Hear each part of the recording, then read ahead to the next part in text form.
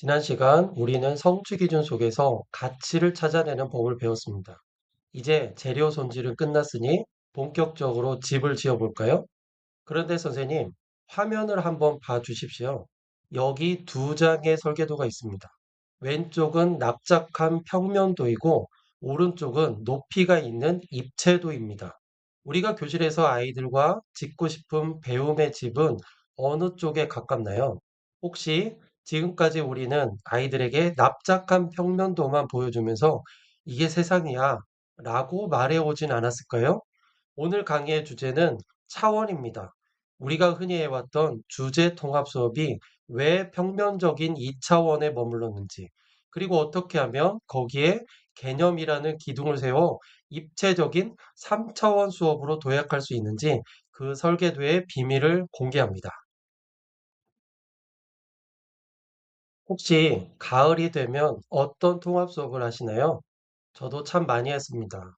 운동장에 나가서 아이들과 낙엽을 줍습니다. 교실에 들어와선 낙엽으로 왕관을 만들고, 음악 시간에는 가을길 노래를 부르죠. 국어 시간에는 가을시를 씁니다. 교실 뒷판은 울긋불긋한 작품들로 가득 찹니다. 소위 말하는 보여주기 좋은 수업이죠. 아이들은 너무 좋아합니다. 선생님, 오늘 낙엽 던지기 진짜 재밌었어요. 그런데 며칠 뒤에 물어보면 아이들은 무엇을 기억할까요? 낙엽 줍는 거 재밌었어요. 그게 끝입니다. 활동은 화려하고 풍성했는데 정작 아이들 머릿속에 남은 지식은 파편화되어 흩어져 버렸습니다. 우리의 목표가 단지 즐거운 추억만은 아니었을 텐데 말이죠. 선생님도 이런 허무함을 느껴보신 적 없으신가요? 왜 이런 일이 벌어질까요? 조금 아픈 이야기일 수 있지만 냉정하게 진단해 봅시다. 우리가 했던 기존의 주제 통합 수업은 2차원이었습니다.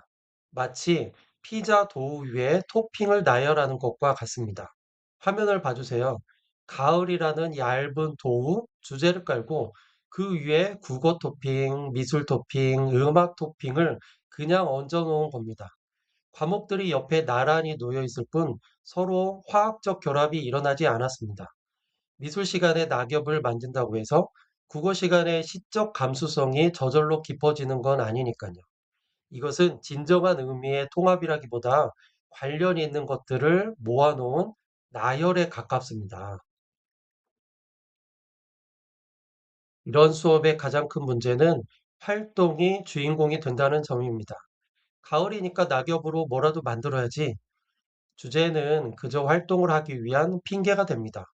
노래하고 만들고 달리느라 교실은 시끌벅적하지만 정작 이 활동들을 관통하는 생각의 기둥은 없습니다. 생각의 기둥이 없으니 수업이 끝나면 지붕이 와르르 무너져 내립니다. 아이들은 그저 재밌었다! 이런 감정의 잔해만 가지고 집으로 돌아가는 것이죠. 이것이 바로 우리가 화려한 통합 수업을 끝내고 나서 느끼는 허무함의 정체입니다. 그렇다면 어떻게 해야 할까요? 평면적인 바닥에 수직으로 기둥을 세워야 합니다. 바로 개념이라는 이름의 Z축입니다. 기존 수업이 가로축, 주제, 그리고 세로축, 사실, 이것으로 이루어진 2차원 평면이었다면 여기에 개념이라는 높이를 더해 3차원 입체 수업을 만드는 겁니다. 단순히 가을에는 무엇이 있니? 를 묻는 것을 넘어 가을의 변화는 우리 삶에 어떤 영향을 줄까? Why와 How를 묻는 것이죠. 이 Z축이 생기는 순간 납작했던 수업은 깊이와 높이를 가진 입체적인 탐구의 장으로 변합니다. 감이 잘 안 오시나요? 올림픽을 주제로 한 수업을 비교해 보겠습니다. 먼저 2차원 주제 통합 수업입니다. 미술 시간에 만국기를 그립니다. 수학 시간에 매달 수를 세어봅니다. 체육 시간에 미니 올림픽을 합니다. 아이들은 활동하느라 바쁘죠. 하지만 아이들에게 올림픽이 뭐야? 라고 물어보면 국기 그리는 거요. 금메달 따는 거요. 라고 답합니다. 심지어 어떤 아이는 이거 그냥 색칠 공부 아니에요? 라고 묻기도 하죠. 이번엔 3차원 개념 기반 수업입니다. 선생님은 활동 전에 개념을 먼저 세웁니다. 바로 화합과 공정성입니다. 국기를 그리기 전에 묻습니다. 얘들아, 평소엔 서로 으르렁대도 대며 싸우던 나라들이 왜 올림픽 기간에는 총을 내려놓을까? 메달 수를 세기 전에 묻습니다. 심판이 공정하지 않다면 금메달이 무슨 의미가 있을까? 이 질문, Z축을 통과한 아이들은 올림픽을 통해 단순히 운동 경기를 보는 게 아니라 인류의 화합과 규칙의 공정성을 배웁니다. 이것이 바로 세상을 이해하는 시민성 교육입니다. 그런 개념은 어떻게 찾습니까? 라고 물으신다면 제가 아주 성능 좋은 안경 하나를 소개해 드리겠습니다. 바로 매크로 개념이라는 안경입니다. 화면을 봐주세요. 시스템, 변화, 상호작용, 패턴, 구조. 이런 단어들은 마법의 렌즈입니다.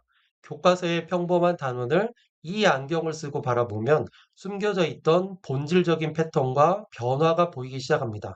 이 안경을 쓰고 교과서를 다시 한번 살펴볼까요?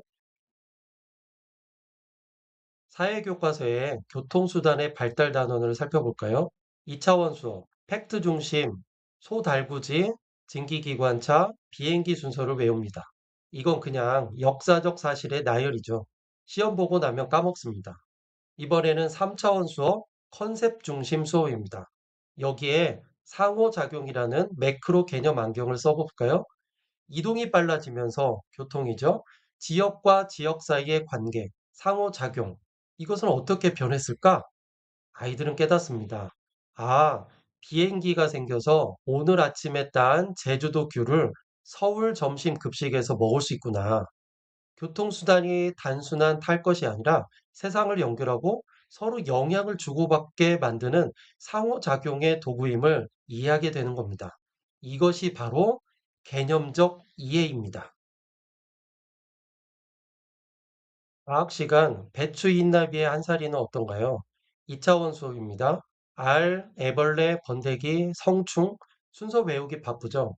징그러운 애벌레 그림 그리다가 수업이 끝날 수 있습니다. 3차원 수업에서는 여기에 순환과 새로운 시작이라는 개념 안경을 씌워봅시다. 얘들아, 나비가 알을 낳고 죽는 건 슬픈 일일까? 애벌레가 번데기가 되고 나비가 되어 죽는 것은 끝이 아니라 다시 알을 낳기 위한 과정이구나. 아이들은 여기서 죽음이 끝이 아니라 새로운 시작이라는 거대한 순환의 원리를 배우게 됩니다. 나비 한 마리에서 우주의 섭리를 배우는 것. 이것이 개념 기반 탐구 수업의 깊이입니다. 이게 왜 중요하냐고요? 바로 배움의 전이 때문입니다. 나비 수업에서 순환의 개념을 확실히 이해한 아이는 이 지식을 교실 밖으로 가져갑니다. 급식실에서 잔반을 줄이며 생각합니다. 이 음식 쓰레기가 다시 퇴비가 되어 흙으로 돌아가겠지? 이것도 순환이구나. 미술 시간에 재활용품을 만들며 생각합니다. 버려진 페트병이 필통으로 다시 태어났어. 자원의 순환이네. 교실에서 배운 나비 이야기가 아이의 생활 습관과 환경을 대하는 태도로 연결되는 기적. 이것이 바로 개념이 가진 힘, 전이입니다. 오늘 강의를 요약해 보겠습니다. 지금까지의 주제 통합이 피자 도우 위에 토핑을 나열하는 것이었다면 이제는 멈춰주세요. 맛있는 피자도 좋지만 우리는 아이들에게 튼튼한 집을 지어줘야 합니다.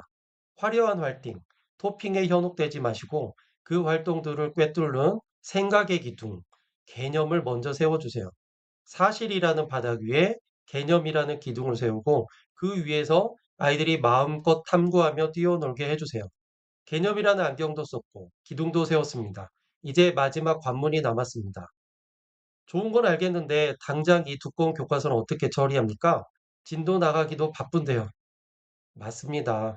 그래서 다음 시간에는 이 개념 렌즈를 끼고 실제 교과서 내용을 과감하게 덜어내고 합치고 비틀어 보는 교과서 재구성의 구체적인 기술을 실습해 보겠습니다. 가위와 풀 대신 선생님의 통찰력을 준비해 주십시오. 다음 강의에서 뵙겠습니다.